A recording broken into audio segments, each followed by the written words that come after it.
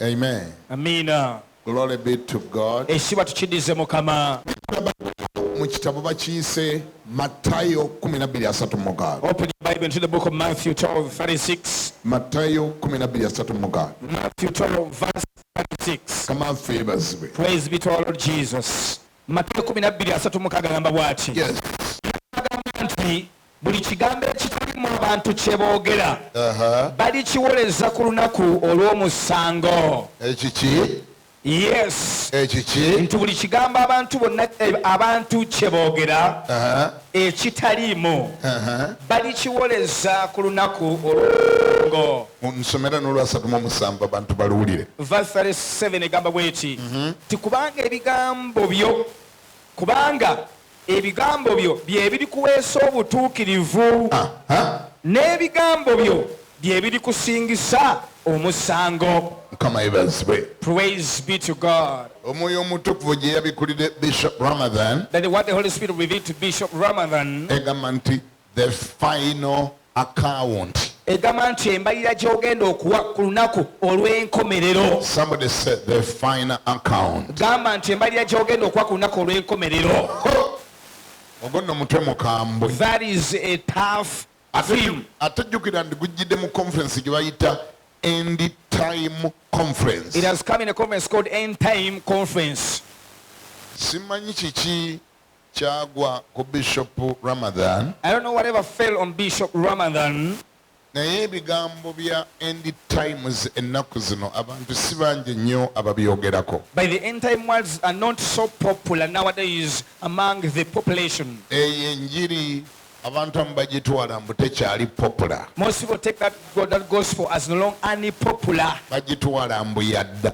They took it as a cake. Ayina bye batwala ng'ebikulu ennyo okwogerako olwaleero. There are some important things that they take as important nowadays. Era bw'oyingirira enjiri bw'etyo, And if you enter so much into that gospel, oyinza n'okumaliriza okubuulira nga tewali yadde akufuuye yadde olwata. you may end up your preaching when nobody has given you even a single coin. Kubanga abantu baabikoowa. Because people are fed up of that kind of gospel. Olw'okuba nti ebyokugenda mu ggulu baabivaako dda. Because they gave up about going to heaven long time ago. Newankubadde ng'ate bwe baali balokoka ekyabalokosa kugenda mu ggulu. In as much as when they're getting born again, we're getting born again to go to heaven. Kati tetumanyi kyabaawo. Now we don't know what happened. Ebyo abantu baabivaako ne byokugenda mu ggulu. People have already given up on going to heaven. Era ne bw'onyumyamu ne neighbor yakuli naye. When you even speak that neighbor next to you, N'omala omubuuza nti waayo okkiriza nga wali yogenda mu ggulu. and you ask them, do you believe that he's going to heaven? Ayinza okugambirawo nti fire. They can tell you muliro.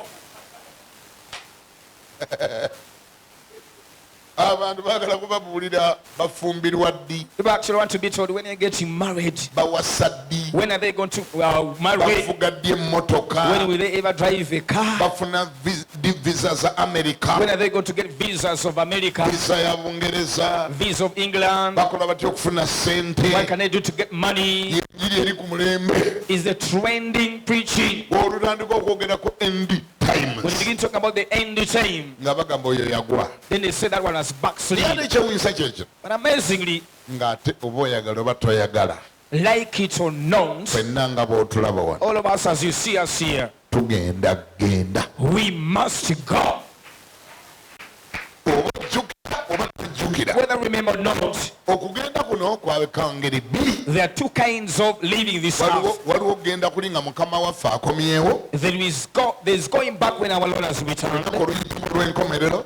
We're calling the final day of Ku lunaku judgment. olw'akagombe. The day of judgment. Naye ate ne bwe luba terunnatuuka era tulabyeko abagenda. But even before that final day of judgment, we have seen people dying. Ewiiki eri ku lwokuna Even last week on Thursday, mwannyinaffe twamuwerekera n'agenda mu kyama kimuli. our sister, the wife to Pastor Chimuli, died. Kitegeeza ebintu bino ebyokugenda bya ddala. Meaning these things of dying are for real. Oba ogenze ku lwa nkomerero oba ogenze nga lwo terunnatuuka. Whether I've died on the judgment day or before that day. Kisobokera ddala bulungi olwadde balokole bangi buli lw'okyogera bagamba fire. Yes, sometimes the believers, when you speak about dying, they say fire. Kisobokera ddala bulungi But it's so possible, nga ne Yesu n'okudda tannadda. even before the return of Jesus, Mwana nga omuntu n'agenda n'amusanga. and somebody dies and meets him. Ekyo bwe twamala okimanya When we got to know that, bassebo ne bannyabo kye kyatulokosa. ladies and gentlemen, that is why we got born again. gw'olaba atakuba ngalo yo suspect. The one that is not clapping is a suspect. Sonadda. It is possible even the coming of Jesus Christ. And somebody dies. Eno Bayibuli gy'olaba ejjudde abantu abaagenda. This Bible you see is full of people that are dead. Bayibuli eno erimu amannya agasukka emiliyoni. It has more than 1 million number of names. Naye ku bonna betwogerako wano, But among all the people we are talking about, tolina gwosobola kundagirira gy'abeera. you may not even tell me where they're currently residing. Olinamu gw'omanyi muno alina gy'abeera. Do you know Ompa essimu ye, oyinza okumpa ku ssimu ye. people written in this Bible? Can you give me their phone numbers? Gonna agali wano, olina gw'omanyi gy'abeera. Among all the names talked about in the Bible, do you know where anyone says? It means they did what?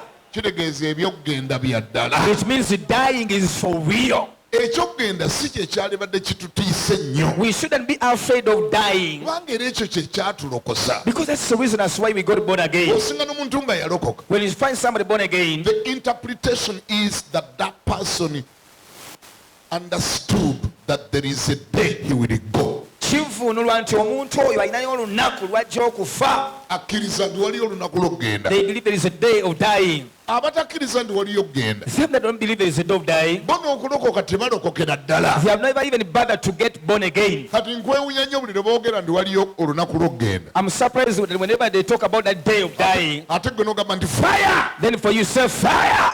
Atandika okubuuza naye ono yalokokera kyate. Then I begin to ask, why did this one get born again? Agambye waliyo olunaku lw'okugenda. I told you it's a day of living this earth, Ogamba fire! and you say fire. Then that is a contradiction. Kitegeeza okontaanya ebintu bye wakkiriza. Nze nzikiriza nti ekyakulokosa I believe the reason that's why you got born again, wamala kumanya you first got to know wano weetuli naye tetuliiwo lubeerera. we are here but not here forever. Wano tuliwo bubeezi kaseera katono. We are temporarily into this world. Wano ekyatuleeta wano, The reason that's why we came into this place, tulinga abaana abajja ku ssomero okusoma. we are like people or students that came to school. Abaana bwe bagenda ku ssomero okusoma, When the children go to school, tebabeera baakubeerayo mirembe na mirembe. they are not to stay at that school forever. Waliyo olunaku wabaayo olunaku lw'okuwummula. There is a day of getting holidays. Era nze nzijukira bwe twali nga tukyasoma, I remember when we were still in school, wasobolanga okukola buli kyoyagala wakati mu ttaamu. you could do whatever you want during the term. Oluusi ne taata n'atamanya nti oluusi tewatuuse na ku ssomero. And sometimes the father may not know that you never actually go to school. Ng'osobola okukola buli fujjo n'olimalayo. You can do whatever stubbornness that you want. Naye olunaku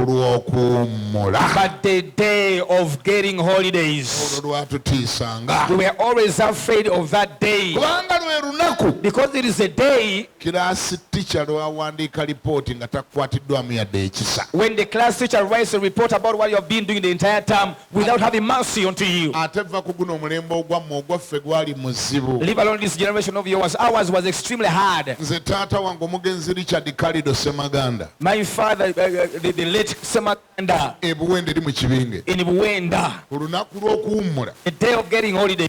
yakeeranga ku makya n'ateeka akatebe akamwasa jjute wakati mu luggya awo. Very early in the morning on the day of getting holidays, he gets his seat into the compound. N'atulinda. Then he waits for us. Ayayayayaya. I'm telling you, Olunaku lw'okuwummula. the day of getting holidays, Olw'okuwummula. the day of getting holidays, Atema n'embooka ye ne mubeera awo kumpi bw'eti. even gets his cane near him.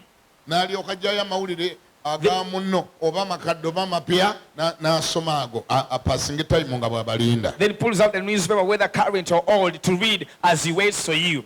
Kasita wasomanga bw'oti mu lipooti Once you read into your report, nga yayonoonese when it is a bad report, ng'ofuna gy'ojja ebibookisi obisabika akabina kubanga omanya nti kati kiwedde. then you look for where to put things into your buttocks to pack it properly. Ng'ofuna by'osabika emabega. You just get things to put into your trousers, getting ready for canes. Kubanga nga tayagala kuwulira nonsensi yenna. Because for him, he never wanted to listen any nonsense. Era oba wakatuuka oti mu luggya Once you get into the compound, takukkiriza na kuyingira mu nnyumba. doesn't even allow you to enter into the house. Ndaga ku lipooti yo. So please show me your report. N'owulira nga n'omutima gukugwa mu lubuto. Then you feel your heart pumping. N'ogamba lubaze. Say, now trouble has befallen me. N'alyoka agisomako. Then he reads about your Ate report. abasomesa b'okumulembe gwaffe va kuba nabammwe ab'omulembe guno abasomesa bafuuka bakozi ba ssente. Our teachers, the teachers of our time were tough. They are not these diluted teachers of yours of today. Lipooti z'ennaku zino zeewuunyisa. The reports of nowadays are amazing. Okebera ku lipooti nga bataddeko ekigambo he will be better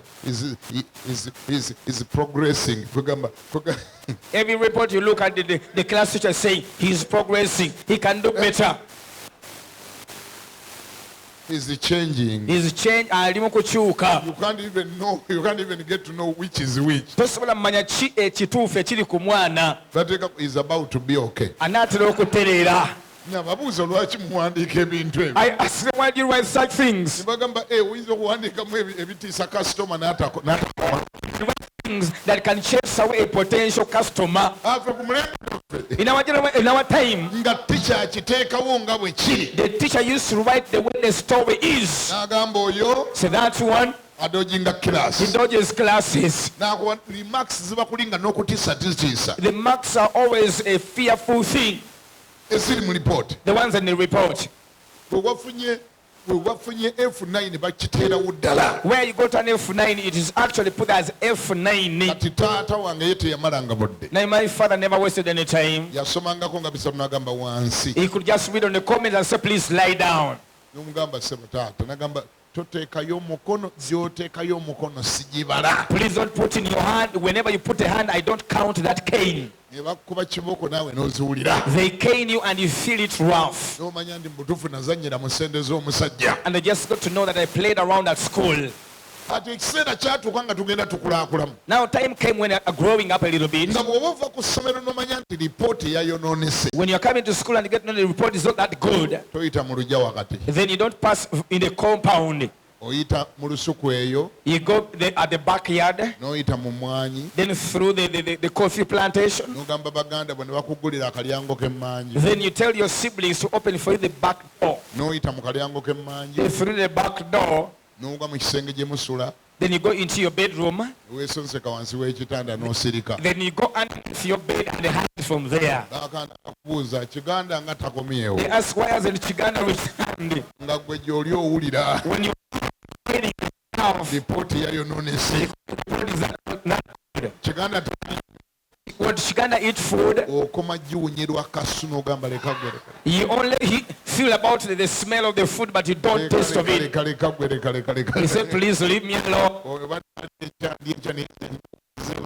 When I will eat tomorrow or not, I cannot just come and be caned. kubanga lipooti yakoze etya. Because the report is not that. Lipooti mbi. The report is not good. Ate lipooti The report is so difficult. ebikkula kasasiro yenna gw'obadde okola ettaamu nnamba. It opens all the nonsense, the stubbornness that you've been doing the entire term. lwe lunaku byonna bye wakola mu myezi esatu ejja ttaamu bwe babyogera. Is the day whatever you did during the 3 months of the term is when it is aired out.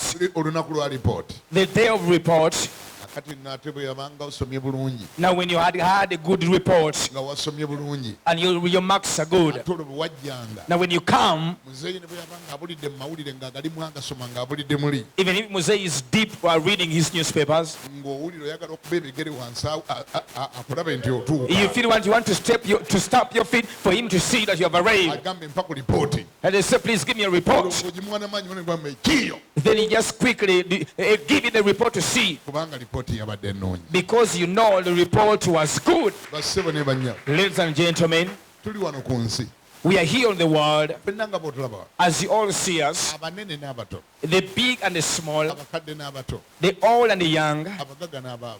the rich and the poor. waliwo olunaku lwe tugenda okuyabula mu maaso ga katonda. There is a day we are going to face God. era ekisookerwako nga wakatuuka wali The first thing when you have arrived before God, bagenda kugamba ka lipooti kaliwa. they will tell you, please, where is your report? olina okwakawuntingira ebbanga lyonna ly'obadde ku nsi. You must be able to account for all the time you have spent on the world. bayibuli egamba bweti This is what the Bible says. nti ayateresebwa ebingi agenda kunoonyezebwako bingi. The one that was given much, much will be asked of them. kitegeeza ogenda kwakawuntinga okusinziira ku bungi bw'emyaka gye wamala ku nsi. Meaning that you give accountability according to the number of years you spent on this world. yangi Yes, please. obungi bw'emyaka gye wafuna The number of years you receive, gy'ogenda okuwaako embalirira. they are the one that you are going to account for. buli kye baakuteresa Whatever you have given in stewardship, talenti eyali mu ggwe whatever talent you had, you're going to account for it. ogenda giwaako embalirira. obusobozi bwe wayina, The potential you had, opportunities ze wayina, the opportunities you got, responsibilities ze the baakuwa, responsibilities given to you. byonna ojja kubaako ky'obyogerako You have to account for each and everything that was given in your custody okusinziira ku bungi bwa myaka gye wali ku nsi. according to the number of years you spent on the earth.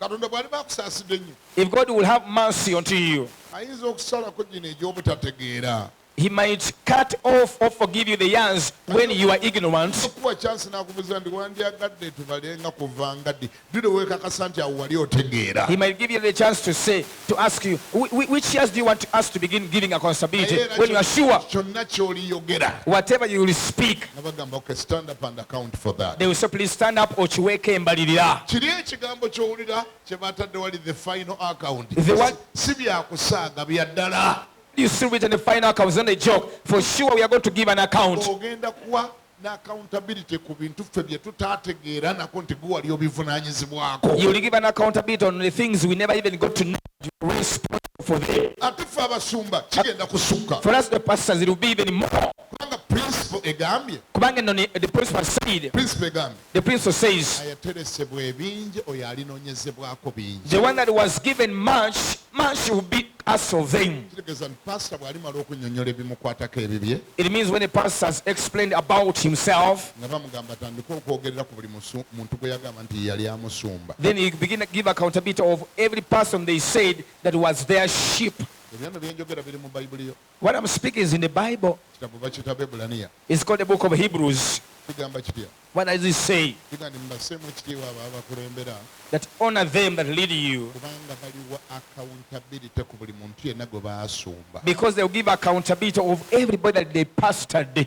biri mu bayibuli yo Is it in your Bible? nti mubasseemu ekitiibwa babakulembera Honor them that lead you, kubanga batunula okukeesa obudde because they stay awake the entire night. batunula okukeesa They stay awake nti olw'ensonga ndi bagenda kuwa accountability ku lunaku ku buli muntu gwe baagamba nti be baali bamusumba because they are going to give accountability of everybody they claimed that was part of their flock. ate nno mmwe mwenna abasumba bagala ekibiina ekinene ennyo mwetegeke So all of you pastors that want a big multitude, a big flock, please get ready. obungi bw'abantu gye bakoma obungi bwe bungi bwa accountability gy'ogenda okuwa The more the number of people you are pastoring will be the number of accountability, the size of accountability will give. nolwekyo ekyo nakyo kisabe era nga bweweteekateeka okuwa obunene bwa accountability ey'enkana eyo So as you pray for a big congregation, please get ready to give such a big size of accountability. kati kyobulaba nga bannange tubasaba That is why we request you, kubanga ate bayibuli erina nekeegattamu because the Bible even adds something. egambo ayamanya ebingi alikola atya He says ayi mukama the katonda one that knew much will be required of them to explain. ekimanyi nti ate mu ggulu waliyo n'embooko Do you not even biri mu bayibuli yo it is in your Bible. mbw ayakola atya ayamanya ebingi The one that knew more, ate oyo embooko zigenda kuba nnyingiko he will be kind more if they cannot give accountability. ebyo byonna biri mu bayibuli All those things are found in your Bible. kyenva mbasaba That is why I request you. bane nga bwe mutegedde nti biri bwe bityo Now that you know things are that way, mutuwe chance tubasumbe please bulungi give us a chance to pastor you to well.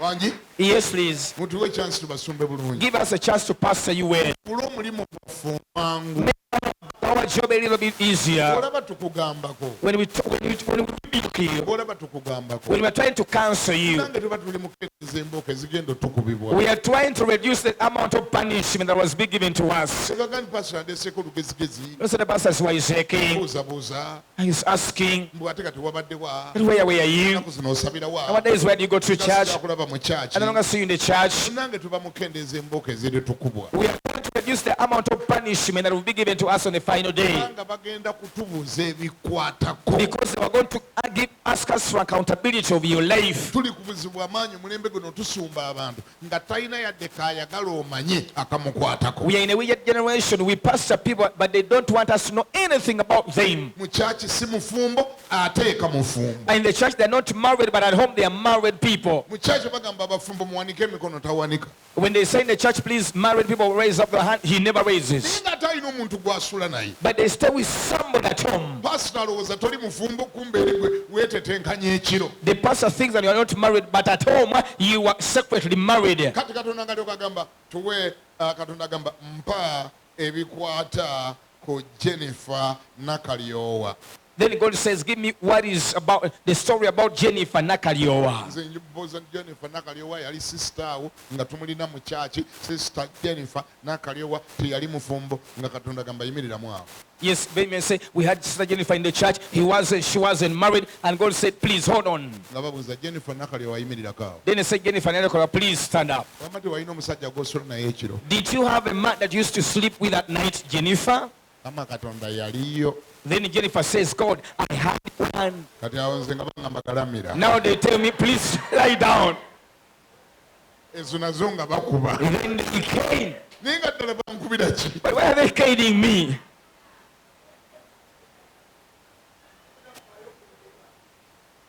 We look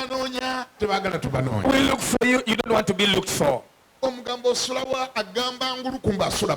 tell them where do you sleep, they tell you I say in Kasokoso, in Kiganda.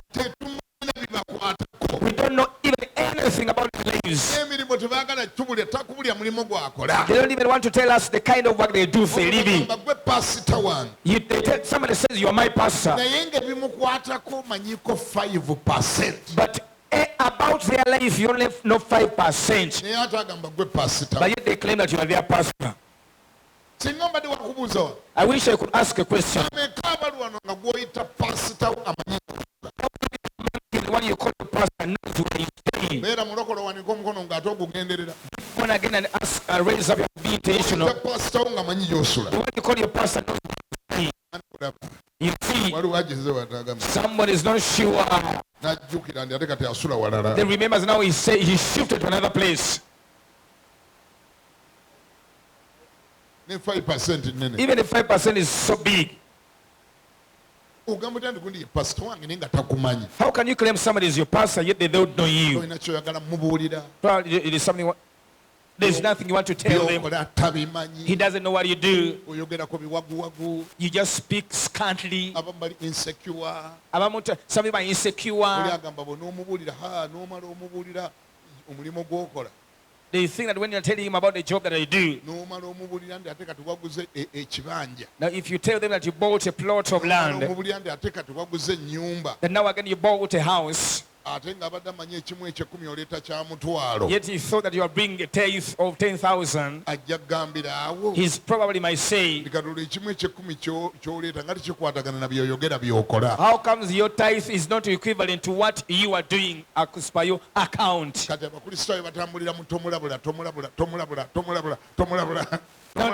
Now the believers don't tell him the truth, just lie to him. Even no longer give a testimony. Somebody say, when I give a testimony, I give this amount of money. Now pastor will calculate the tithe. Then he said, please don't tell the pastor the truth. But amazingly, on the final day, we are going to be ordered to give accountability about your life. Tell the neighbor, let us proceed. Ladies and gentlemen, final account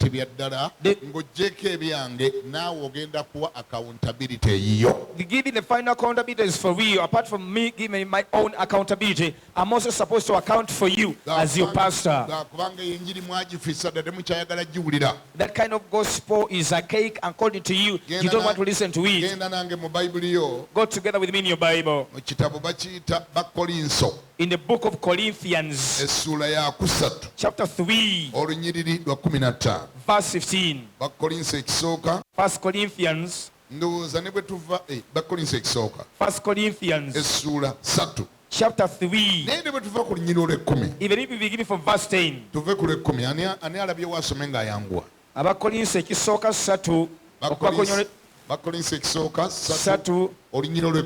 agamba bw'ati, ng'ekisa kya Katonda bwe kiri kye naweebwa ng'omukoza w'abazimbi ow'amagezi, nasima omusingi n'omulala n'azimbako, naye buli muntu yeekuumenga engeri gy'azimbako, kubanga tewali muntu ayinza kusima musingi mulala wabula ogwo ogwasimibwa Yesu Kristo. Naye omuntu yenna bw'azimba ku musingi ogwo zaabo, oba n'azimbako feeza, oba amayinja,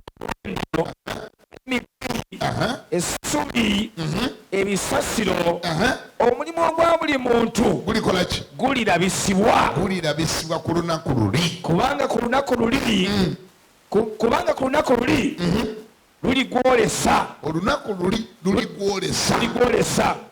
Kubanga gulibikkulirwa mu muliro. Kubanga bwe guliba bukeberebwa nga bagukebera eri mu ggulu, mashini ekola ku byokebera bye twakola, mashini eri yakolebwa mu muliro. Yes, gulikeberwa mu muliro. N'omuliro gwennyini guligukema omulimu ogwa buli muntu nga bwe gufaanana. Omulimu gwa buli muntu gwe yazimbako gwe gulibeerawo aliweebwa empeera. Kiddemu ekyo. Omulimu gwa buli muntu gwe yazimba oba gwe yazimbako bwe gulibeerawo aliweebwa empeera. Yes, omulimu gwa buli muntu bwe gulyokebwa alifiirwa.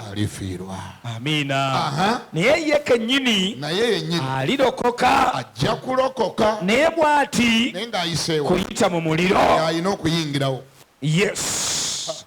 Gamba nti awo. Say now there. Simanyi oba bino wali obiwadde n'obudde okubisoma. I don't know whether I've ever given time to read such things. Oba mwagala biba ku byanduulu byokka. You want only exciting preachings. Bassebo ne bannyabo. Ladies and gentlemen, Bino bya ddala. this is for real. Bigenda kubaayo. They are going to happen. Era buli omu ali wano abyetegekere. Whoever is here, please get ready for them. Bino byagamba nti bino byetusomye bya ddala. This one we have read is for real. Olunyi lutandise nga lugamba The verse began by saying, nti kule 11 let me go to verse 11. lugamba Amen. kubanga tewali muntu ayinza kusima musingi mulala. For no other foundation can anyone lay than that which I laid. Waggulu eri avuddeyo ng'agamba About there he said nti ng'ekisa kya Katonda kye naweebwa bwe kiri. that according to the grace of God which I was given to me, Omukozi w'abazimbi as a wise master builder, ow'amagezi I was a wise master builder. nasima omusingi, I have laid the foundation, n'omulala n'azimbako. and another builds onto it. Naye buli muntu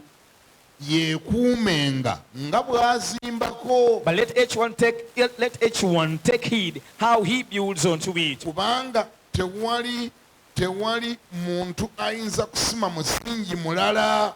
For no other foundation can anyone lay. Wangi, Yes. tewali muntu ayinza kusima musingi mulala. For no other foundation can anyone lay.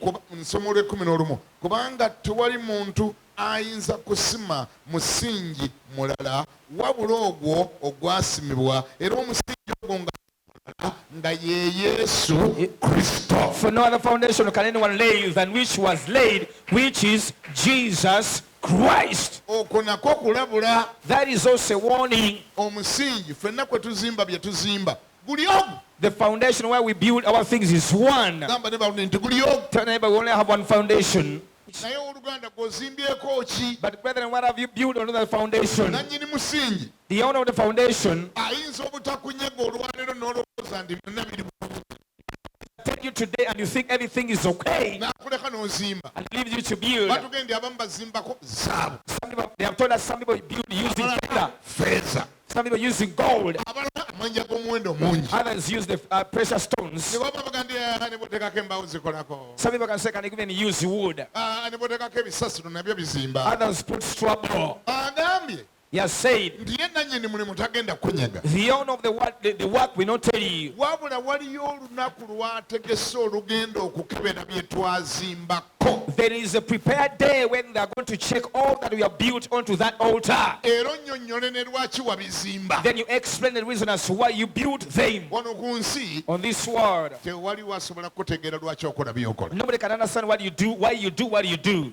Ate tosobola oluusi na kizibu nnyo n'okwawula Some- ani akola ki. Sometimes it's different to discern who is doing what. Oluusi kizibu nnyo n'okutegeera Sometimes it's difficult to understand ani akola ki olwaki, who is doing what and for what reason. ani ayogera ki era akyogerera ki. Who has spoken what and for what reason. Wano ku nsi obusobozi obukebera tetubulina, On this world, we don't have the ability to check that. tetusobola kumanya. We may not accurately know. Naye waliyo olunaku olugenda okukebera bye twazimba. There is a day that is going to check everything that we built. Balyoke babuuza ekyo lwaki wakizimba. And they ask somebody, why did you build such a thing? Wulira n'engeri Katonda gy'agenda obikeberamu. Listen to how God is going to check. Agambye He said, nti wali nga tutuuse when we get there, mukkirize mbasomere maapu y'eri mu dakiika butono bwennyina allow me to tell the little map that I know about there. gamba ntusomere maapu So please read us about the map. kankuwa geography wa wali nga twakatuuka Let me give you the geography of that place. buli omu kufa agenda kujja nga yeetisse omulimu gwe Everybody is going to come carrying their work. wangi Yes. buli omu agenda kujja nga yeetisse omulimu gwe Everybody is going to come carrying their work. bamalayika bebale okutuuka Then the angels are going to welcome you. kamanyi mukama nze mbadde ndife twakola ne bweti aga ndi webale okutuuka Is it God is saying, I'm the one who has been doing so and so, and says, thank you for coming. kati ebyo biki byeweetisse Now, what is that you are carrying? andi bwe buweereza bwe mbadde nkola Is the ministry that I've been doing. bagamba wummuzaawo So please put it there. weetikkula oteekaawo Please put it there. baleka bamugambe The angels will tell you. bagambe eddako wali ebbali Now, please stay aside. malayika atandika okupangulula byoleese The angel will begin dismantling what you have been carrying. kati tekinologi waawali akebera emirimu nga tutuuseewo The technology that checks our work when we get there. wangi Yes. tekinologi waawali gwe baateekawo akebera The technology that checks. kiri ekyuma kikebeza muliro That machine checks using fire. waliwo omuliro guli omuliro baagukola There is a fire that was made, lit. guli gwe guinspectinga emirimu Is the one that inspects our work. gukebera mirimu egyakolebwa It checks the work that was done.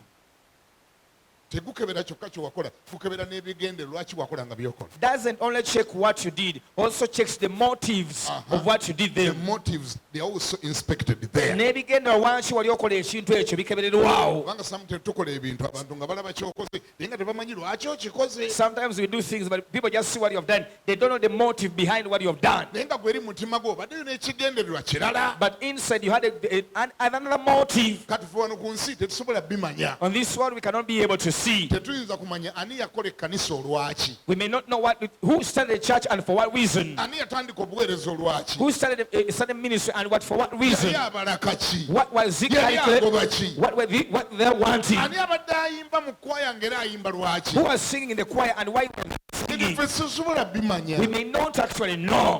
ate ani amanya Who knows? ani alitegeera Who will know nti wayingira kwaya that you entered the choir? You entered the choir kuba kuba figa so that you can show off your figure. nyagiba kuba paka I will give you the figure until you know. wayingira kwaya kutukuba figa For us, we see you dancing. We don't know that you came to show off your figure. kuba figa paka kuwulira bubi You know, show them my figure until they know. tulaba kutabuka ngokutabuka We just see you going on rampage. abantu tebalaba noga nkolobye Then you begin, or you know, changing the enda maaso figure. amazina nga gakyuse Dance and sing. amaddansi nagira ate gatandise kujja We can see you changing your dancing style.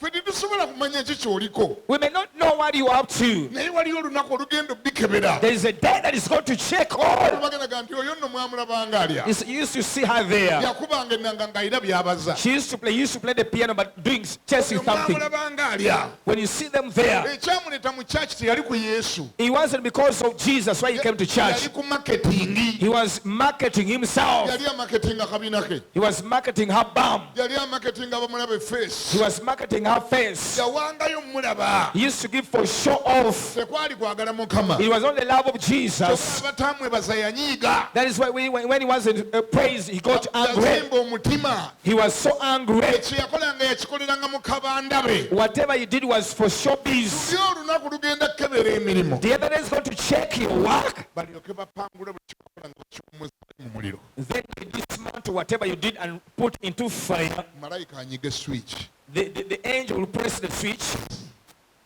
Yes. ayaya And they see bwe gubanga ebigendwa byali bikya if the motives were wrong, buli kyonna kye basuulamu nga kinyuuka ne kituntumuka ne kisiirira ne kiggwawo whatever they throw into the fire is going to be quashed. noga ndi mukama nteraayo n'akakalala ako nako ne And bakawusa second, please take another one. Also put it there.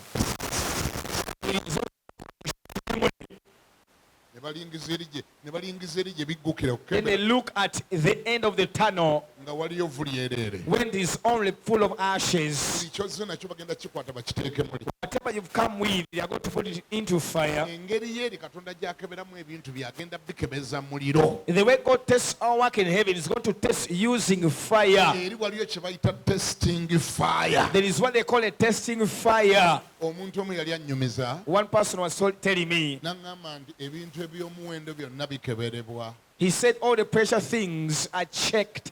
ebyomuwendo bikola bitya The pressure things, buli kyamuwendo tebamala gakyakiseputinga nga tebasose kikebera yes, no pressure thing can be accepted without being tested. wangi Yes, gwe bw'ova eno ng'oguluba ne kyoyita zaabu when you come running with what you call gold, n'omutwala mu bagula zaabu then you take to them that are dealing in gold, olw'okuba bakimanyiko nti waliyo ebintu ebifaanana nga zaabu bingi nnyo because they know there are so many things that resemble gold. nze nange nali simanyi nti waliyo ebifaanana nga zaabu I never knew that there are something that resemble gold mpaka mu mwaka gwa 86 until 1986. nali nkyali businessman I was still a businessman. n'okulokoka nali sinalokoka I hadn't even gotten born again. abaana ne bajja ne bantwikinga mu kampala They came and infected me in Kampala. ne baŋŋa ne bazaabu gwe batunda They told me there is some gold they are selling. musajja wati nali sisobulangako nako zaabu I had never even dealt in gold. nze nali muwadiweya nga ntunda misumaali I was dealing in hardware, selling mu nails. budde bwange obw'eddembe nga nkuba ebifaananyi In my free time, I was a cameraman. kaakati bansanga eyo nkuba bifaananyi omwana omufere nga bufere bwatandika dda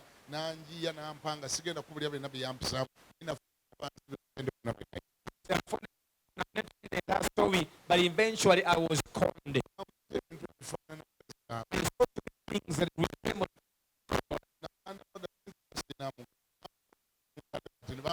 agenda obbigula They told me I don't have. I told them I don't have anybody going to buy it to me. They also they showed me somebody potential customer. kani imagine bannange Teberezaamu. kwegamba omuntu aguze ebintu tobirabanga nako You've never seen anything about that, naye agadi birimu sente nnyingi but they tell you there is a lot of money in them. ani agenda obbigula Who is going to buy them? yamunkulaga abikugulako Come and I show you the buyer. n'amagezi agamugamba lwaki tobyetwaliddeyo gambula I never got any wisdom to tell them, why don't you sell them yourself? emitwalo 15 mu 1985 150,000, 1986. ezo zaali senenyi banzibira wali ku Bati Valley It was a lot of money. I was caught of that money at Bati Valley. era okuva olwo n'enjiga From that day I learned. oba gye emyaka emeka kakati egyo I don't know how many years back. nafunamu leesi olwo nali sisasulanga sikulu fees olw'okubeera e Kampala I had never paid the school fees or staying in Kampala. ati nze namusasula 1985 Now me I paid the school fees in 1995. Kampala tosobola mubeeramu nga tosasulanga sikulu You fees cannot be in Kampala when you don't pay school fees for being here. gwolwo nze lwe nasasula That is the day I paid school fees. era nenjigamu essomo nakati nsobola ddi kubulya lye nayiga Then I learned a big lesson. I cannot even tell it to you today. nayiga ennono kwolwo ennyambya ennyo yakanyambira emyaka 40 I learned a great lesson from that day for over 40 years now. egamba etya What does it say? anything that is too good to be true I go slow Ekintu kyonna nga kirungi nnyo okuba nti kituufu ngenda mpola. oba otegedde kye kitegeeza Understand what I mean? once something is too good to be true Ekintu kyonna bwe kiba nga kirungi nnyo okubeera nti kituufu, nga nzita ku bigere then I go slow onto that matter.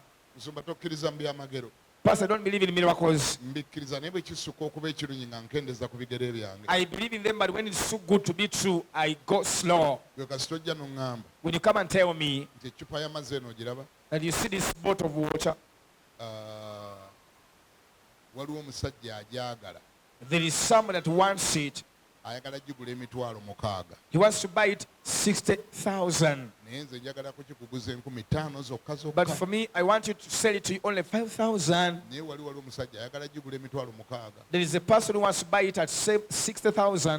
nga nze nzita ku bigere Me, I go slow about that matter. gamba yii lwaki gwe togyetwalirayo ne baziwaggwe I tell them, why don't you take it there your own and you sell it to them at 60,000? okuva ku lunaku olwo abaakantuukirira nga baagala okunguza golodi sibamanyi na muwendo From that day, I can't count the number of people that want to sell gold to me. n'ennaku ezo waliwo ayajja Even recently, some person ayita ne ku security yange yonna even beat all my security.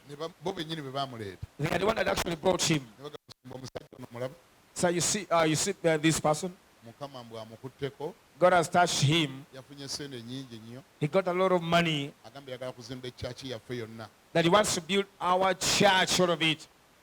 nemugamba Said, okay, ogenda kuteekamu sente mmeka so how much money are you going to invest? n'azoogera Then he spoke it. n'ampa sitooli nga bwe yavumbudde golodi bamuggyeeyo ebihalwe He told me the story how they got gold from Bihari. bwe abazungu baali bamwerabira manya baali bava mu uganda abazungu basima enjazi ne bamukweka kati bano bamuzudde mu lusuku The Europeans had forgotten that gold in the plantation, so these people discovered it. ntera obiwuliriza abantu nga babinyumiza naye mba nabuuse dda naye nga njagala kuwulira obadde oyagala kunziba otya I already knew that he's a con man, but I always give you time to listen and see how did he want to con me. kubanga nabuuka luli Because I got to understand con men the other day. naye emitwalo 15 tegyawona But I never, my 150,000 didn't survive. 1985 Chenana mu etano. mpaka lwe nawulira I think when I heard nti golodi munange nga banaamugula basooka mukebera that if you have to buy gold, you first test it. nimbuza bamukeberera wa So how do they test it? nagali bogenda ku yunivasite bamukebera ne bwoba ogenze ku That yunivasite even if you go to the university, emakerere waliyo laboratory there's a laboratory ekebera golodi that tests gold. balina ekika kya acidi There's a kind of acid, what type of acid is that nitric acid. nitric Yes. bo tebakumalaako budde ng'oleese They kyota don't, golodi they don't waste your time when you bring gold. omulyango gamba ono golodi When you say this is gold, ono golodi this is gold. bo tebakayanya They don't waste your time. bagamba okakasa golodi Are you sure? nga basaanukula nitric acid Then you open the nitric acid. nga basuula muli Then they dump it into that acid. obanga obireese nga si golodi byonna kinyooka ne kifuumuka ne kisaanawo If that gold is not genuine, it is burnt through that acid. ate bwobanga munda mwe muli ka golodi akatono bino ebirala nga bisabika bya golodi bino ebyokungulu era byonna asidi abyokya ne biggwawo Now, if inside there is some little substance of genuine gold, all the outer coatings are burnt and the little gold stays. bakusenera wakasigaddewo ne bagamba katono naye golodi yekka gw'oyina So they tell you the little thing remaining and say this is the only gold substance you have. kubanga kyonna kiba tekikwangala Whatever you had was fake. giraba It is burnt, all of it. ne kifuumuuka omukka paka lwe kiggwawo It evaporates until it is wiped away. ne bagamba golodi wo gw'olese tabadde golodi And see what they brought wasn't genuine gold. katoloza ekyo bakikoppawa Now, where do you think they copied that? bakikoppa mu bayibuli They copied that idea in the Bible. kino kyolabye tusomye That is what we have read in here. ye katonda tagenda kukayana n'abantu nga bazze n'emirimu gyabwe God will not argue people with their work. yali yateekawo omuliro ogugenda okukebera buli mulimo He put there a fire that is going to test each and every one whose work. bw'abali eno ku nsi tuyinza okuba nga tubadde tukusinza businza For us in the world, probably we have been worshiping you because of what you do. nga tugamba nga omusajja alina kibira And the man is doing. yakoze bino na bino The man has done this and that. nga omukazi oyo w'amaanyi Oh, this one is so great. ye katonda tannakankana God is not already seconding. alindidde wali we tuyingirira He's waiting on the judgment day. gamba weetikkule ku mutwe gwani What is your name? tinze kiganda That I'm Kiganda. manyi mbadde nyina ne tv I also had a TV. kati nga nyina ne I rediyo also had a radio. nakola ne bwe nti I also did this. kulusenge nga nene nnyo I've been doing great bakola crusade. ne conference nga nene I've made good crusade. nakola ne bwe nti I've been doing this. abaana enfuusi be mbadde ndiisa I have some orphans I've been taking care of. nga bagamba tusookeyo ebyo ebyabaana byoyogedde And they said, okay, let's begin with the orphans. nga Then they tell him, maama nga bugamba wa yalabiriranga baana nfuuzi naye nga abaana enfuuzi be bamulabirira yes, he said he claimed that to be taking care of the orphans, but actually the orphans were the one taking care of him. it was the orphans that were taking care of him Bamulekwa be baali bamulabirira kifo yo kyo balabirira. even though he claimed that he was taking care of the orphans Wadde yali agamba nti alabirira abamulekwa. but it was the orphans that were taking care of Naye him munanga ate bamulekwa be baali bamulabirira. nga bakiteekamu wali mu muliro When tested through the fire, ne kiggwawo. Hey, ate orphanage yonna eyidde the old orphanage has been burnt. ate orphanage nga ngibaddemu nnyo Yes, it probably I wanted it to go through. bagamba kateekayo tuteekeyo ki So what should we put? mukama crusade ye kasokoso At the crusade of Kasokoso. nga bagiwumuza muli They placed it to the fire. aya nga akalimi kajja kiki nga gandi yali apanga yali anonya yali atetenkanya byakulya She was looking for something to eat. yali ayiya lubuto She was looking for something to ate eat. nga baali eno kuzibalabanga nakolanga nnyo The people in the world saw that I was so hardworking. n'okumpaana ne bampaana nnyo They even clapped, applauded for me. omuliro gule gajja But everything is quashed through the fire. ate mukama crusade zonna zigenze So the crusades have been taken away. naganda akalimi report egamba The report says crusade a crusade. wazeekwasanga bwekwasanga onoonya kyakulya There were only annex shoes. You were looking for food. buli konna kolijja nako mu kisawo bagenda kateekamu Whatever will come with it in your pocket, in your bag, is going to be tested. bagamba fine account yakusaaga When you talk about the final account, it's not a joke. kwenanga bootulaba wano As you see us here, osobola otuimpressinga you can impress all of us. osobola otulukangakanga You can intimidate all of us. naye waliwo ekifo kyotagenda kukangakanga There is a place which you cannot intimidate. nga bakebera emirimu And they're checking or testing your work. okulabalira And they're testing your work. n'olwekyo buli muntu yeegereza engeri gy'azimba ku musingi guno So everybody should be careful how they build on this altar. bagambye abamu bataddeko zaabu So some people built gold, abala bataddeko feeza others have built, bazimbisizaako embaawo others have used wood, abala bataddeko bisasiro others have used hay. naye abantu tebabiraba nti bisasiro But some people can say that is hay. fe tulaba We see a great work. fe tulaba bunene bwa mulimu We see the size of the work. ennaku zino Nowadays, it's about how many people turned up kiri ku bungi bw'abantu bameka abazze. bameka ababaddeyo How many people turned up? how many people turned up Bameka abazze. ennaku zino Nowadays, amafuta tetukyayina birala bigannyonnyola we have no other thing that can explain anointing. tugannyonnyoza bino ebirabisa n'amaaso The anointing is explained by the material things. era abantu ogenda okulirangaga nti oli omusajja alina amafuta Here people say, the other man is so anointed. omusajja alina amafuta oli gwe The other man is so anointed. bwemubuuza nti wagalabidde ku ki So where did you see the anointing? nagamba omuntu ayabadde wali There were so many people. omuntu ayabadde wali There were so many people. n'omugandi kati buli ewabeera abantu abangi gaba mafuta So meaning wherever there are so many people, it means anointing. kati kitwale nti nennamugongo mu lunaku lw'abajuliza amafuta ge gabateeka So we say in Namogong on Martyrs Day, that is where the great anointing is born. nga olabika ye wasinga abantu abangi ennamugongo I think it has the greatest multitude. yayaya gwe walabye emotoka gy'avuga Did you see the kind of car he drives? emotoka yokka mwe yajjidde emotoka The kind of car he drives. n'omugamba Okay. kale zonna z'olaba mu luguudo ezo ezijjudde awo zonna abazivuga baalokoka So all that car those cars you see in the road, are they all born again? gwe walabye ekizimbe kye yazimba Did you see the building they are building? kiri ekizimbe The other building. musajja alina amafuta The man is anointing.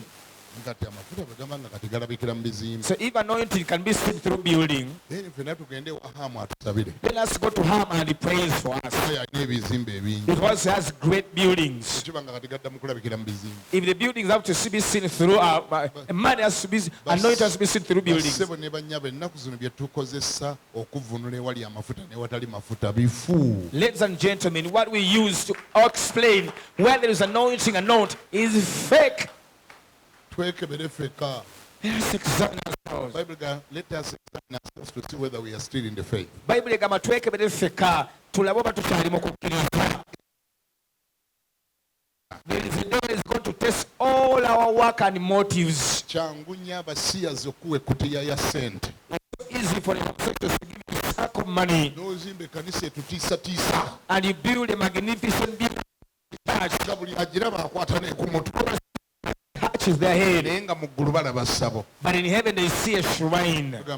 ng'ebintu biŋŋoŋa When the ships are glittering, sawulo yaleeta ebiriga n'abiteeka emmanja eyo nga bizze kukola mulimu gwa mukama Saul brought ships and put them behind in the backyard, coming to do the work of God. era ne bamubuuza nti ate endiga zetuwulira ziŋŋoŋa zazze ziti And they asked, what kind of glittering ship are we hearing about? n'agamba zazze kukola mulimu gwa mukama Then he said they have come to do the work of God. era abalenzi be baazireese And it is the boys that brought it. kwadde mukama yabadde agambye zonna tuzizikirize zonna tuzisaanyewo tuzitte naye abalenzi ne bagamba omulimu gwa mukama gunaabeerawo gutya tutwaleko ebiriga ebimu bigende bikola omulimu gwa mukama In as much as the boys had said that let us kill all of it, but we said no, we can't kill all of it. We can spare some to go and do the work of God. eyo sitooli erimu samwiri ekisooka essula 15 genda ogisoma yonna gyagiraba That story is found in 1 Samuel chapter 15. si kati today. samwiri esooka 15 lusooka 1 Samuel chapter 15 verse 1. katonda yagamba sawulo God told Samuel, n'amugamba genda ozikiriza abamaleki n'ebiriyo byonna n'akayonka n'enswera n'ekiyenje ne buli kyolabayo buli yonna n'endiga n'ente byonna zikkiriza saanyaawo so you go and destroy all the Amalekites, the dogs, all their cattle, everything. Please destroy. Sawulo bwe yatuukayo manya n'azikirizaako ebimu. When Saul got there, he only destroyed part of them. Mbu n'alondamu ebirige ebisavasava n'abiteeka wali ebbali. Then he spared the fatty cows and sheep. Bino ebikapa n'agamba yiyo wuwa. Then the small one, the skinny one, tubeeremu amagezi tulina okukosa omwoyo n'amagezi. They said we were supposed to use wisdom and anointing. Akatono wuwa. You kill kino ekisava teeka wali. this fatter one, please. Bamuwadde instruction bamugambye otuukayo zikiriza byonna. But they gave him instruction to destroy all things. Kumbe yabironzeronzeemu. He had separated some of them Era n'adda nabyo. and returned with them. N'akomawo nabyo. He returned with them. N'abitereka emmanju eyo mu lubiri. He kept them in the palace. Nabbi Samwiri agenda okujja. By the time Prophet Samuel came, Bwe yayingira bw'ati mu luggya. when he entered the compound, Ng'emmanju waliyo ebiriga biga. yes, behind there were sheep blittering. N'amugamba nti owooluganda. Say, brother, Ate biki bye mpulira bikaaba emmanju. what is that making noise behind? N'amugamba nti abalenzi be baabironzeemu. So the boy is spared that. Naye nga Mukama bwe yali yatuma abalenzi. When God was saying, did he say the boys? Abalenzi bigiddemu ki? Say, why did they spare them? N'agamba nti baagenze okugiraba nga tujja kwetaaga ebinaayamba omulimu gwa Katonda. He said that we shall need them to do the work of God. Ne tugamba katukozese omwoyo n'amagezi. And we said, let us use the spirit and wisdom Yazze kukola mulimu gwa Mukama. that they were spared to do the work of God. Kwegamba nga Katonda alinga omwavu ennyo nga weetaaga kusooka mujeemera olyoke okola omulimu gwe. Like as if we are saying God is so poor, you need to first disobey him in order to do his work. Kye yali ayogera kyawulikika ng'ekyamagezi. What the king was saying, it sounded Mu sensible, maaso ga Katonda is an insult. but before God it was an insult. The most rich God. Katonda singa obugagga. How can you rebel against him to serve him? Osobola otya omujeemera mbw'osobola omuweereza. Bw'oba oyagala kitegeera kitwale mu maka go. If you want to understand that, take it to your home. Bwe kiba tekikola sense bulungi kitwale mu maka go mu situation eyo. You take that into your home. Mama sebo nalabye mukyala wo oli omulungi ennyo. I saw your beautiful wife. Imagine ng'ogenze mu crusade Tebeezaamu, you have gone in the crusade Hoima. in Hoima. N'omalayo ogenze kumalayo ennaku 3. You've then gone to spend there 3 days. Ne wabaayo ebibaayo eyo Maloka yabisa omupiira na biki n'omalayo wiiki. Something happens and you spend a week in that place. Sente ze wawa mukyala wo ozaasigala waka ne ziggwawo n'abanga kati talina zimala. You only gave your money enough for the 3 days. Now they don't have another money. Kyokka ate n'awulira nti okomawo ogenda kujja. Then she heard that you are going to return, Naye ng'ate wakati wali sente. yet there's no money at home. Ayagala okufumbira emmere She wants to cook for you food ateekako ne pooko and also put pork n'akatundu akalungi and good juice. kubanga akulowoozezaako. Because she has thought about you. N'agenda ewa neighbor She goes to the neighbor n'asulayo olunaku lumu. and sleeps there for a night. God forbid. She gets ready, N'asulayo olunaku lumu. stays the day, Ne bamuwa emitwalo 5 and given 500,000 n'akwata emitwalo 5 ge bamuwadde and gives the 500,000 n'agulako pooko and buys pork n'obutunda and juice, buli kantu konna keetaagibwa. every needed thing. N'otuuka n'akwaniriza Then you come, n'akutikula ensawo. then she takes away your lunch. Daddy akatonda ako kali ku Say, mmeeza. Daddy, that is your juice. N'akakutera ku mmeeza And so on the, okanywako n'omwebaza.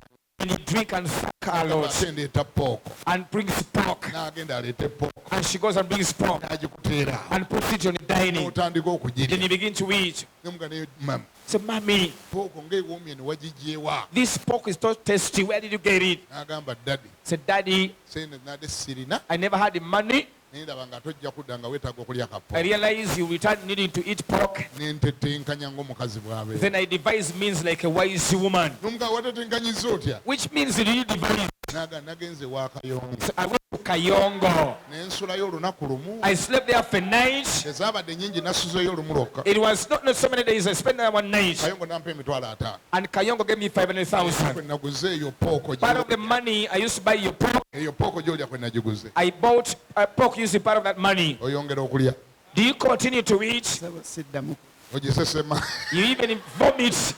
Agambye ne gy'agisesema. But even the one he has eaten, he vomits it. Enjala ebuliraawo. Yes, the hunger gets low. Awulira ng'ekyenja muwulireko. He left away. Naye nga pooko yembi. But his pork bad, Obutunda bwe bubi. his juice bad, Emmere badde mbi. his food bad. Naye engeri gye yabifunye. The way he got to get money, sente envundu That is- ozikozesa emirimu gye. That is what we do to God when we use evil money to do his work. Bwe n'otunuulira kimu nti omulimu gwa Mukama gulina okutamu. Don't just say the work of God to proceed. Oba nnimbye, Whether I've deceived, oba ndidde bisiyaga. whether I've bought homosexuality, Ekikulu kasita ngenda kujja nzimbemu ekyaki nga yandabirwamu. the important thing, I'm going to build a beautiful church Erinnya lya Mukama to ligulumizibwe. the glory of the name of God. Eno ku nsi tuba tukutendereza. In the world here we praise you. Nga mu ggulu balaba pupu.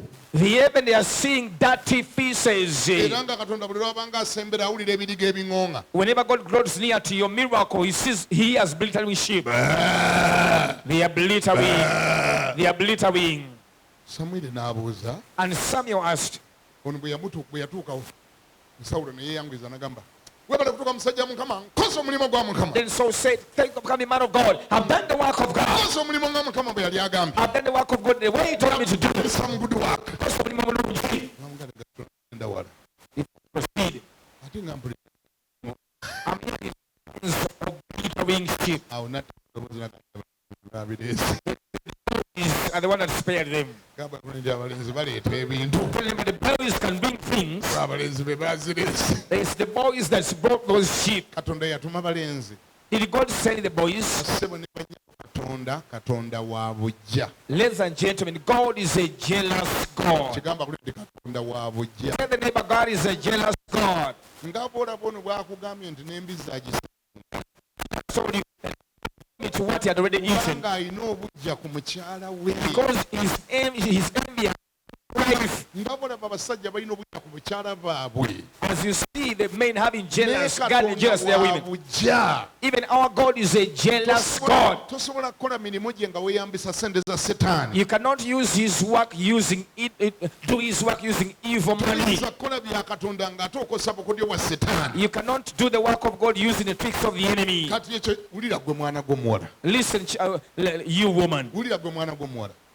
Listen, woman. Weebale okusiba akaviiri ako ojjenga ku kituuti mu kwaya oyimbe bambi onyume bulungi nnyo ng'oli wali ku kituuti nga worship egenda mu maaso. Thank you for that beautiful hairstyle. You come and praise God in the mass choir. Naye Katonda tatunulira worship yo kayagala n'okumanya akaviiri akeewuba wakagyewa. God doesn't only look at the worship and your good beautiful hairstyle. He wants to know, where did you get the money to do that hairstyle? Kaakaviiri kaavuddewa. Where did you get money to buy that hairstyle? Andi abooluganda tulina okunyuma. You must be smart. Tulina okunyumira Mukama. You have to be smart for God, Tuwese Mukama ekitiibwa. to glorify God. Mukama ayagala okumanya sikaati gy'oyambadde gye yavudde. God wants to know where you got money to buy that skirt. Kaakaviiri kaavuddewa. Where did you get money to do that hair? Makeup wamufunye otya? Where did you get money to get that makeup? Kubanga ffenna tuyinza okuwa n'akaviiri. Probably we can praise you for your hairstyle, Enviiri mulimu ebiriga biŋŋonga. but behind that are glittering sheep. Enviiri nga buli lwogera buli kiriga gira baa. Whenever the hairstyle swings,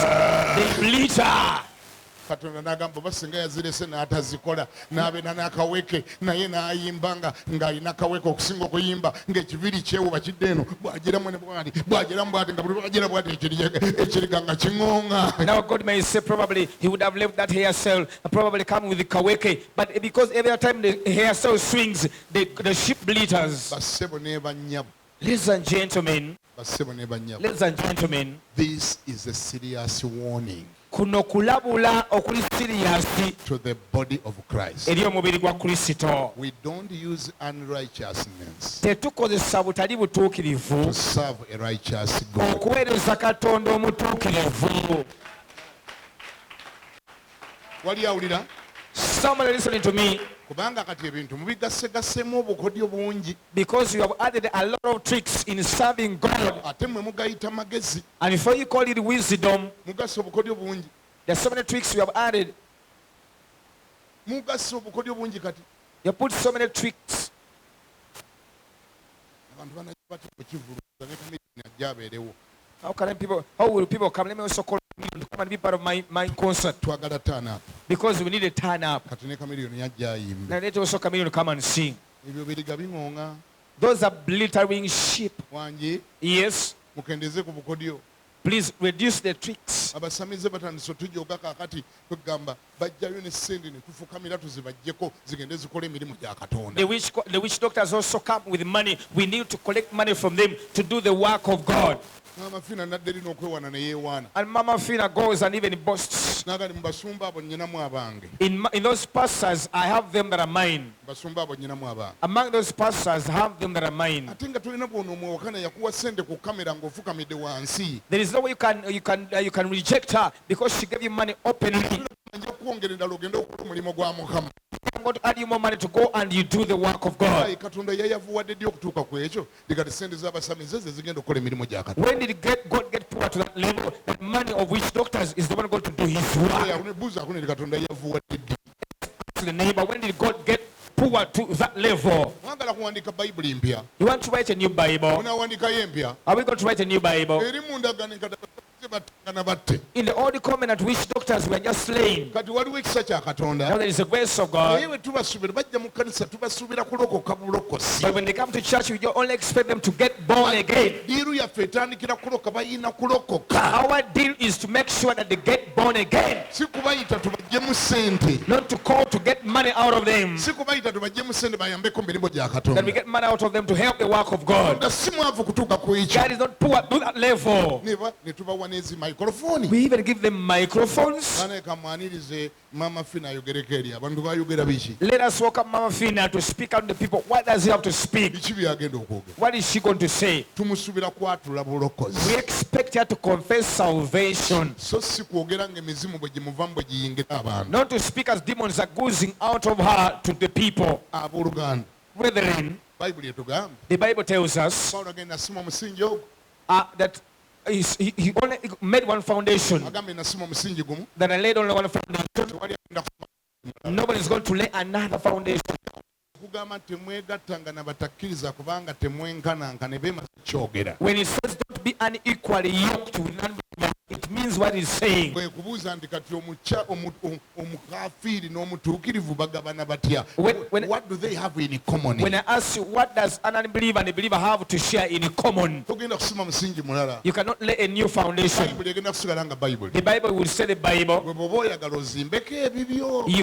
You can wish whatever you want to build onto it Kubanga gw'omusingi gwali gwadde okusima. because this foundation is already laid. Kati gw'osalawo by'ozimbisa. When you decide which building materials to use Kisinziira ku ki ky'oyagala okulaba. is according to what you want to see. Ani awulira ngambeko nti amen. Somebody listening to me say amen. Going forward. In a maso, Oli agambye when I said, emirimu gya buli muntu yonna bwe girimala okwokebwa after all the works of the people are going to be tested and burnt nga tasigazizaawo, without remaining anything, Katonda agenda muwa akasembayo. God is going to give them the last. Saagala kuba nze nkoogera ke bakasome mu Bayibuli awo wennyini we tuli. I don't want to be the one to read. Saagala munyiigire. Don't be angry at me. Ebyo byonna byonna biwapampalika nabyo nga bimaze okuyita wali muliro nga biremeddwa okuyita nga babyokezza. So when everything has gone through the fire and has failed the test, Katonda agenda kukuwayo opportunity. God will give you one opportunity. Engeri gy'ogenda okujja ng'oli mulokole. Now that you are going to get born again, Bagenda gandi kati waategedde. he said, you know what? Kati emirimu egibadde giteekwa okweyimirira gye giba giyita wano giremeddwa gyonna gisiiridde. Now all the works that were supposed to stand in for you have been burnt. Kati gw'ogenda okuyitawo. Now it is yourself to go through the fire. Olina okukiikirira emirimu gyo oyite mu muliro awo. You have to represent your work to go through the fire. Ng'osigalawo. Once you remain, then you remain. Bw'ogguka ng'ogguka. When you cross, then you will have Ng'osiirira survived. ng'osiiriira. When you get burnt, you also will get burnt. Biri mu Bayibuli awo. Is it in your Bible? Soma tuwulire. Agambye atya? Olunya lw'ekumi Lugambe lutya? n'ettaano Aha. kansookere mu Luganda. Aha. Omulimu gwa buli muntu bwe gulyokebwa alifiirwa, Maama. Ate naye ye yennyini alikola atya? alirokoka. Naye ng'ayitawa. Naye bw'ati Wa. kuyita mu muliro. Nga bagamba kati waategedde. You know what? Sole maningi. Emirimu gyonna gye waleese gisiiridde. All the work have been burnt. Sorry about that. Tukusonyiwemu munnange. Byonna bye wazze weetisse tewali kiyiseewo. Whenever they came carrying, nothing has survived Kubanga byazuuliddwa nga biriko kwere. because they have discovered to have a query. kati mukama ayagala gwe oba oyita mu muliro awo Now God wants you also to go through the fire. balyoke banyiga switch So they can press the switch. olyoke owulira embaga Then you hear the war. kubanga olwo balina okukwokyako gasi alina gwozze naye They have to burn all the chaff on your body. kati nga gwe oyitawo It is you that is going now. wali obadde baseeko emirimu kati gwe oyingirawo Now where you're being tested, you are the one not being tested. olyoke owulira akaliro bwe kabeera Then you hear how fire burns. bagambye nannyini mirimu kati bwe giri mala okusiirira nga gyo tafunyeemu mbuye ajja kulokoka naye ng'engeri gy'alokoka waayita okugenda wali ayina kuyita mu muliro So if his works have been burnt for him, he shall be saved. But he will be saved through fire. mbalaba mutidde nnyo naye mmwe mwampise You are the people that called me.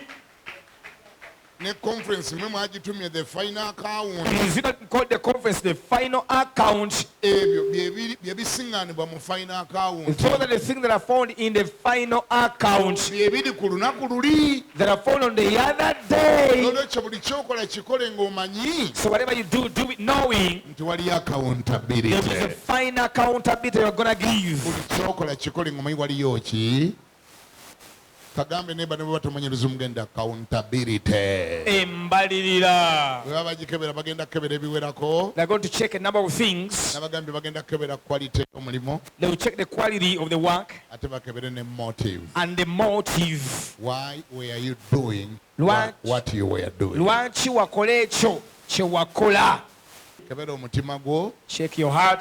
byokola bikoze otya How are you doing whatever you're doing? kubanga tetuli wano kusanyusa bantu We are not here to please men. tetuli wano kufuuka famous We are not only here to make a name. becoming famous shouldn't be the priority Tetulina kusoosowaza kukola linnya. wali awulira Somebody listening to me. sibawulira abalokole Believers, being popular shouldn't be the priority okubeerewo ttutumu tekirina kusoosowazibwa. kati mutandise otutiisatiisa abalokole embalaba Believers, you are beginning to intimidate us. mbalaba I can see you. ennaku zino bwe ogamba omuntu nti lwaki oyambadde enkunamyo Nowadays, when you tell somebody why are you putting on skimpy dresses, ng'agamba wafuuse deputy jesus they say, now, have you become Deputy Jesus? kati temukyayagala twogere nako You don't want us to talk about you. bakulaba olina omukazi gw'otawasa ng'otandise okusula naye They tell you, see, we are sleeping with a woman you have never married. bakubuuza oyo wamuwasa ddi So when did you get married to that lady?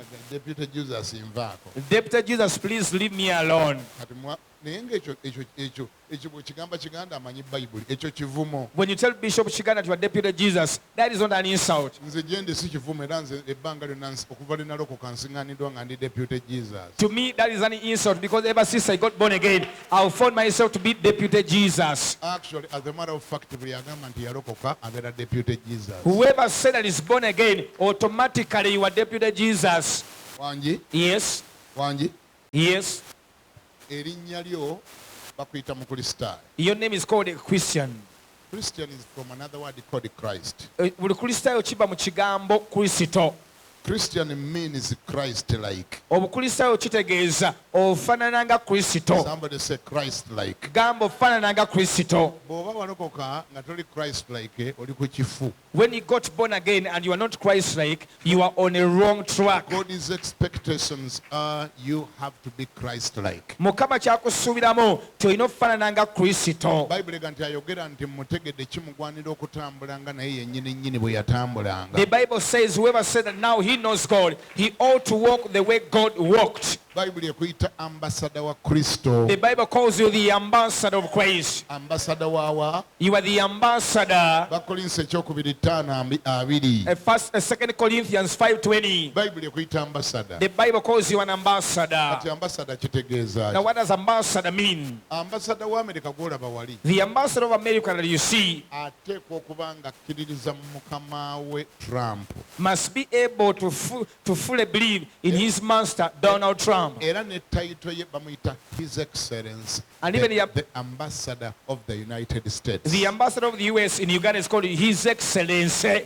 era bw'olaba ye oba omaze okulaba trump When you see the ambassador of the United States, is as good as seeing Donald Trump. era bw'ogenda wali ensambya kwembase olusala gate bwoti n'ogiyingira munda obeera mu America entono esiŋŋaanibwa e Uganda. Yes, when you cross the gate of American embassy in Zambia, you will have entered into the small America found in Uganda. Bw'oba oyagala okikakasa nti oba oyingidde mu America. If you want to confirm what I'm saying, kale kakutandanga n'ogendayo n'ebendera ya Uganda n'ogiwuubirayo. if you go with the flag of Uganda and wave it at the embassy of the America, gye bali kusibira tulimanyayo bajja kuvunana omusango gwa kugezaako okuwamba America. it will be against the law of the US, because that one now you are trying to put up a coup of the American government. naye nga tokikoledde ensambya. Yet you have done it in Zambia. kale wadde oyagala nnyo pulezidenti wa Uganda In as much as you love so much the president of Uganda, ogezanga n'ogenda n'ekifaananyi kyo n'okiwanika mu American embassy awo ensambya bajja kuvunana gwa treason. if you dare put it in the picture of the president of Uganda in the American embassy, they will charge you treason. kyekifo kyokka ekifaananyi kya pulezidenti wa Uganda gye kitakkirizibwa. It's the only place the picture of the president of Uganda where it's not allowed to be. era bw'oyingira wali ojja kusangayo kya Trump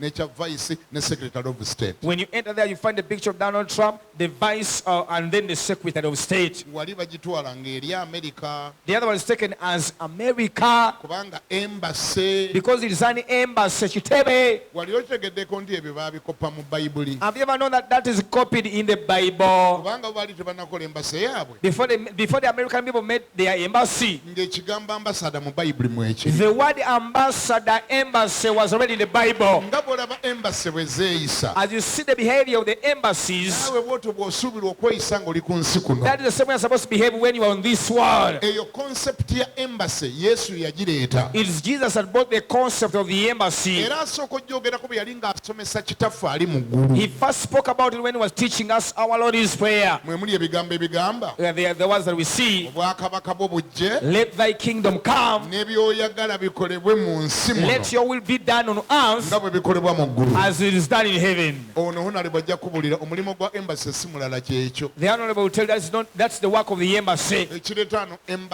embasi ya America Why we have the embassy of the US? kuleeta influence ya America ogireeta e Uganda. To extend the influence of the US into Uganda. wali ategera bye njogera. Does someone understand what I'm saying?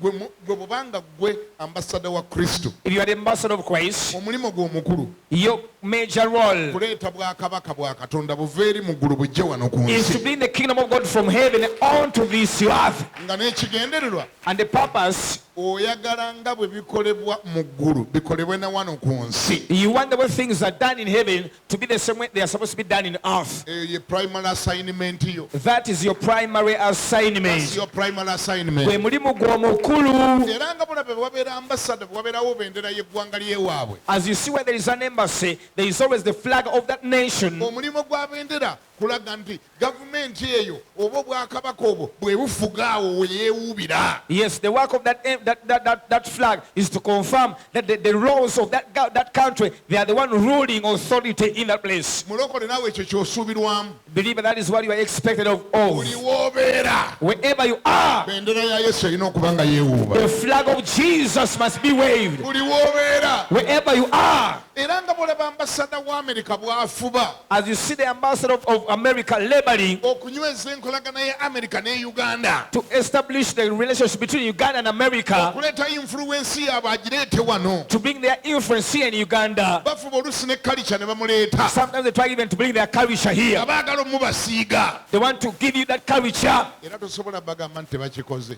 You cannot tell them that they have not done so. kuba kati newe twogerera essaawa eno As we speak now, gwe sooka olabe ow'ekitiibwa honale look at the honorable. omulaba You bw'ayambadde see how he's dressed? omulaba bw'ayambadde You see how he's smart? is Americanized Ayambadde Chimerika. era naye okufaanana nga nze ne bw'omubuuza ti naye taayi eno etegeeza ki mbulago otamanyi naye tetulina kyakkola. Like me, if you ask him, what's the meaning of this tie? He will not tell you the meaning of the tie. tetulina kyakkola tolina na bw'oginnyonnyola nti bagamba smartness. They don't explain. You cannot explain the use. We just say we are smart. era bw'otabamu mu bulago bw'etabamu bagamba wabadde onyumye but you were shabby. And if you don't have a tie, somebody will say you were smart, but because you never had a tie, then you were shabby. Why was I shabby? Then you ask them, why was I shabby? And the suit was good, but you didn't have a tie. Suit yabadde nnungi naye tewabadde na taayi. Naye nga kirina gye kiva. But it's coming from somewhere. Bwakabaka bweri babupushinga buyingire wano. Their influence is being extended here. Lwakuba ate oluusi baleeteramu ebintu ebikyamu. Sometimes the only problem, sometimes they bring evil things. That's the ideology. Naye yendowooza. Omulimu gwa ambassador kuleeta bwakabaka bweri gyava bujje bunywerera awo waabeera. The work of the ambassador is to extend their influence from their country into where the embassy is. Mwana wa Mukama nga mmaliriza. Child of God, as I'm whining. Kandabe ba ambassador bali bameka wano aba Yesu. How many ambassadors of Christ are in this place? Okakasa oli ambassador wa You are an ambassador of Christ. w'obeera bendera yeewuuba. Is the flag of Jesus waved? W'obeera bendera ya Yesu yeewuuba. Is the flag of Jesus being waved? Bakimanyi nako ndi oli mulokole. Do even people know that you are born again? Siwulira bakimanyi nako ndi oli mulokole. Do people know that you are born again? Buuza oyo akulinaanye ndi woosula bakimanyi nako ndi oli mulokole. Ask your neighbor, do your neighbors know that you are born again? Ogambe w'okolera bakimanyi nako ndi oli mulokole. Do your workmates know that you are born again? Ambassador abeera atya ewantu ate ne baalimu ne batamanya. How can the ambassador be in a place and his neighbors don't know? Ambassador ne wasula wabeerawo flag. The ambassador, where they say there is always a flag. N'ekifaananyi kya pulezidenti we kibeera waawo. Even the picture of the president is always there. Obeera bamanyiko ndi oli mulokole. In your current residence, do people know that you are born again? Bwe baba tebamanyi, that is a disservice to Jesus Christ. If they don't know that you are born again, then you are doing Jesus a disservice. By the way, nambyogedde kugumya omutima. I was speaking all those things to tell you. Towuliramu ng'oli offended nga oli akugambye nti you are deputy Jesus. Don't get offended when somebody tells you that you are deputy Jesus. That is who you are. Ekyo ky'oli. By the fact that you are a Christian. Ekyokuba nti walokoka. Christian, somebody say Christian. Gamba nti omulokole. Kati kankwe ekyokulabirako wamasibo amannya go. Oyo ye Mwanje John. Wamanya bo bwe bakuyitaani. Anti owulira. Oyize ekyawo. What have you learned? Kasita yakkiriza n'amufumbirwa. Once she accepted to marry him. Kozi bakuyitanga nga tannakuwasa. Najjuko Bridget. Kasita yakkiriza n'amufumbirwa. Once she accepted to marry him. Erya Najjuko ne bagamba teeka wali mu kasero. Then she was told to put aside her maiden name. K'omaze n'omufumbiro. Now that you have married her, Kati mufuuse omubiri gumu. you become one body, Muntu omu. one person. Era we twogerera. As we speak, Agambye yaani? Bridget Mwanje bakwata linnya lyono ne bawummuza wali. they got Mr. Mwanje's name or Pastor Mwanje's name and they gave it to Bridget. Naawe walokoka. When you got born again, Wafumbirwa Yesu. you got married to Jesus. Kyekikuyisa omukulisito ayo. That is why you are called a Christian. Bakuyita batya? You are called who? Erinnya ly'oli oli ye Kristo. The other one is called the Christ. Baawo ye Kristo. Your husband is Christ. Bwe wakkiriza Kristo. When you believe Jesus, Empeta olwaluma.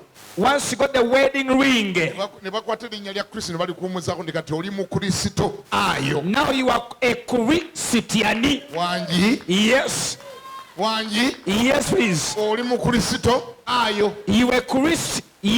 Baakusiga erinnya lya baawo. They gave you the name of your husband. Kati buli ekibeera ku ono. Whatever happens to him, Buli ekibeera ku ono. whatever happens to him, Noli kiba kimaze it is omutuuka. also going to happen to her. Ono bw'omuwuliranga ng'alina ssenyiga. When you see him with the flu, Oli tomusembereranga. don't go near her. Naye aba amulina. She will automatically also have a flu. Tolina bw'ogamba musumba oba ekiri eka sikitegeera kubanga ate ssenyiga yakutte bba wange ate kati nange neewunya ntandise okukolera ate bw'akwata bbaawo gwakuleka There is no way you can say, Pastor, I don't understand. At home there is a lot of flu. My husband has flu. I'm also feeling flu. Yes, it is automatic. Once your husband has flu, you also have flu. Ekimulimu kyaddembe okuyingiramu kubanga mwafuuka omubiri gumu. Whatever he has can enter into you automatically because you came one person. Baawo by'ayagala by'oyagala. Whatever your husband loves is what you should love. Baawo by'ayogera by'oyogera. Your husband speaks the same thing like the way you speak. Nange bwe nti eri Yesu. It's the same thing with Buli Jesus. ky'ayogera kye njogera. Whatever he speaks is what I speak. Ky'ayagala kye njagala. Whatever he loves is what I love. Ky'atasobola kukola sisobola kikola. Whatever I cannot do, I cannot do. Era buli kye ngenda okukola mmala kubuuza. Whatever I'm going to do, if I ask, ne mukama wange yesu ekyo yandikikoze Is it the same thing my Lord Jesus would have done? kasita nteebereza nga yesu teyandikikoze nange sikikola When I know that Jesus wouldn't have done it, I also don't do it. omuno mulimu akalipo That is, there's a bassebo ne banyabo yesu ye standard yaffe ladies and gentlemen, Jesus is our standard. yesu ye standard yaffe Jesus is our standard. twepimira Is where we measure ourselves with. era tukola kyonna ekisoboka okumufaanana We do whatever we do to be like him. ye gwe mutwe Is the head. yesu gwe mutwe Jesus is the head. gwe mubiri And you are the body. ekyo kiri mu bayibuli yo That is in your Bible. jesus is the head Yes, gwe mutwe. you are the body Ye gwe mubiri. did you hear that Ekiwulidde ekyo. yesu gwe mutwe Jesus is the head. ekkanisa gwe mubiri gwa kristo The church is the body of Christ. jesus is the head Yes, gwe the mutwe. church is this downer part Jesus is this lower part, the body. now you cannot tell me Sobola kuŋŋamba that anything can happen on the foot ekintu kyonna kisobola okutuuka ku kigere and the head doesn't get to know omutwe ne gutakimanya. tosobola kuŋŋamba Cannot tell me nti wabadde otambula as you are walking n'olinnya ku lyanda and you step onto fire omutwe ne gutamanya and the head never gets to hear feel the pain mbu n'obiraba kiro that mbu n'obiraba kiro you see it later nga walinnye ku muliro when you stepped onto fire. mbu n'otuuka kanoga oba nayidde ddi So I don't know when I got burnt. simanyi naddi lwe I nayidde don't know even when I got oba burnt. kino ekigere kyayidde I ddi don't know when my feet got burnt. ekigere bwe bakyokya omuliro obwongo bumanya When the feet gets burnt, the brain automatically gets to know. ekigere bwe kirinnya ku lyanda omutwe gwe gusooka okumanya Yes, when the feet start on fire, the head is the first one to get the communication. kubanga omubiri ne ku mutwe Because the body was. era ogenda okulaba omubiri gukati ku muliro When somebody steps onto the fire, ogenda okulaba emimwa gye gisooka okukaaba immediately the mouth is the first one to ogenda complain. okulya nga olyagira cha Then you hear the mouth complaining. ogenda okulaba nga engalo zidduka emisinde nga zitakulayo The hands run very fast to touch when there is pain. naye nga babeera bayokeza ngalo But was the hand the one burnt? bayokeza kigere They burnt the leg. naye kati engalo ze zisisiriza The hands are the one that are squatching. ate amaaso ne gakaaba Then the eyes begin to cry. why Watch it. because it's one body Kubanga babuli mubiri gumu. jesus is the head of the church Yesu gwe mutwe gw'ekkanisa. ebiruma yesu n'ekkanisa biteekwa giruma Whatever bothers you, even the church must be bothered. bimunyiiza biteekwa okunyiiza Whatever annoys Jesus must annoy you the same way. byayagala oteekwa byagala Whatever he loves, you should love it as well. kyataalikoze ekkanisa tokikola Whatever you shouldn't have done, you cannot do it. nyina awulira nambeko nti amiina And somebody say amen. ebimusanyusa leka bikusanyuse Whatever pleases Jesus should please you as well. era kwotegerera nti olabika walokoka That is when you get to know that you are now actually born again. nga muli otandise okufuna obujja bw'ennyumba ya katonda You have now become envious or jealousy of the house of God. dawudi yaga nti obujja bw'ennyumba ye bulindya David said, I'm taken up by the jealousy or the envy of the house of you God. have to be concerned of the happenings Olina okubanga ofaayo nnyo kubigenda maaso mu nnyumba ya Mukama. ebimuluma biteekwa okkuluma Whatever pains Jesus must be your pain as well. biteekwa byagala You should love whatever he loves. kusabira teeka omukono waggulu I pray for you, raise up your hand. kusabira I pray for you. mukama akuteekemu embala y'obwakatonda May God give you the character of God.